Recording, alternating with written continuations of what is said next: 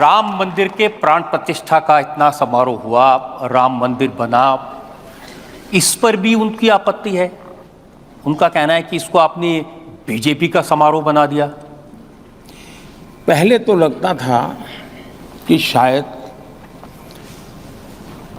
Secularism की उनकी जो विकृत मानसिकता है उसका परिणाम होगा कि वो 70 साल तक इस मामले को अटकाने के लिए जो भी कर सकते हैं करने की कोशिश की।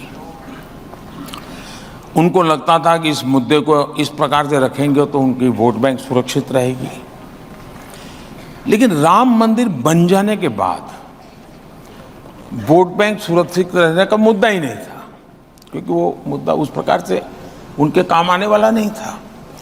उसके बाद जब विरोध किया तो मुझे लगता है कि 70 साल तक उन्होंने जो किया वो सिर्फ वोट बैंक के लिए कि इतना ही नहीं है, वो मन से, वचन से, कर्म से राम विरोधी है। राम के प्रति इनके मन में घोर रोष है और इसका परिणाम है कि अभी भी, अब देखिए कोई बच्चा रास्ते में जय श्री राम बोले तो मैं शायद बोलूंगा जय श्री राम।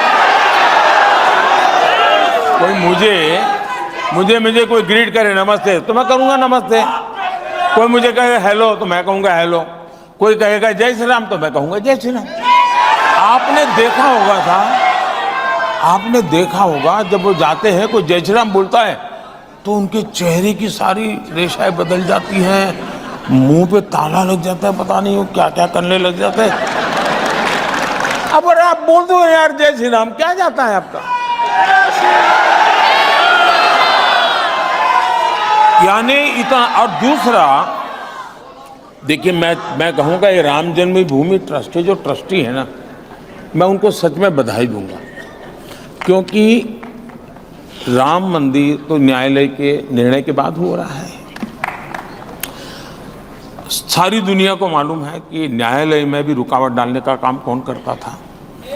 19 में तो यहां तक कह दिया था कि जजमेंट अभी मत लाओ वरना बीजेपी को फायदा होगा। न्यायालय में कहा गया था, कांग्रेस की तरफ से कहा गया था। चलिए ये सब तो छोड़े, अब न्यायालय, इसके बावजूद भी ये राम जन्मभूमि ट्रस्ट के लोग उनके घर गए और जाकर के सम्मानपूर्वक निमंत्रण दिया कि भाई जो हो गया होगा, भूल जाओ, आइए आप भी आइए। जैसे वो उनके यहाँ गए वैसे ही जो 2-2, 3-3 पीढ़ी से अदालत में लड़ाई लड़ रहे थे अंसारी परिवार, उनके बेटे इकबाल अंसारी जो भी अदालत में राम जन्मभूमि के खिलाफ केस लड़ रहे थे, बाबरी मस्जिद के लिए लड़ाई लड़ रहे थे, उनको भी निमंत्रण दिया कि भाई चलिए अब तो न्याय का निर्णय हो चुका है न्यायालय का, आप आइए, आप देखिए साहब निर्णय देश करे। इकबाल अंसारी जो कि जीवन भर उनका परिवार बाबरी मस्जिद के लिए अदालतों में लड़ता रहा, राम जन्मभूमि के विरुद्ध में लड़ता रहा, लेकिन चूंकि सुप्रीम कोर्ट ने न्याय दिया है, वो स्वयं प्राण प्रतिष्ठा के कार्यक्रम में आकर के बैठे और इन लोगों ने बहिष्कार किया। तब जाकर के चिंता होती है कि क्या सोच है। इतना ही नहीं, मुझे बाद में अभी पता चला कि श्रीमान इकबाल अंसारी वो कोई अमीर व्यक्ति, वो सामान्य परिवार के व्यक्ति हैं। उन्होंने भगवान राम मंदिर का जो एक मॉड्यूल था लकड़े का, वो कहीं से खरीद के लाए और उनका जो पीएसओ था वो हिंदू है, उसको उन्होंने गिफ्ट किया। इकबाल अंसारी ने गिफ्ट किया उनको। इसका मतलब ये हुआ कि वो उनको लगता था कि ये मेरा हक है इसलिए मैं लड़ता हूं, लेकिन न्यायालय ने एक बार निर्णय किया, उसको उन्होंने सिर आंखें पर चढ़ाया।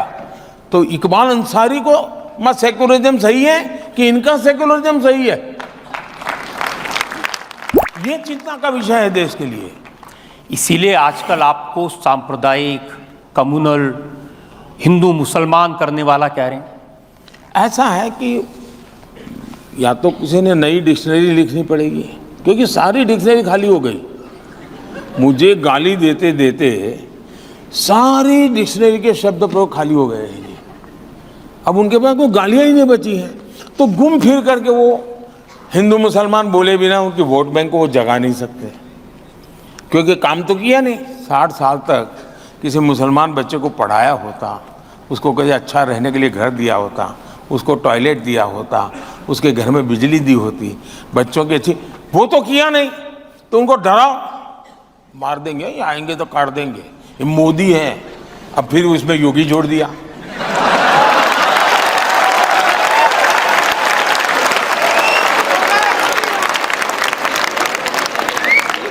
अब ये डराना साहब, मुसलमान समाज में भी अब इन चीजों की तरफ देखने का दृष्टिकोण बदल रहा है। मैं मुल्ला मौलवियों की बात नहीं करता हूँ, जिनका वेस्टेड इंटरेस्ट, तो हिंदुओं में भी ऐसे लोग होते हैं, तो उनकी मैं बात नहीं करता हूँ। लेकिन जनरल मेरा तो काफ़ी लोगों से इंटरेक्शन होता है, और मेरा अनुभव है कि ये जो भड़काने वाली बातें हैं, उससे तो वो प्रभावित नहीं हो रहे।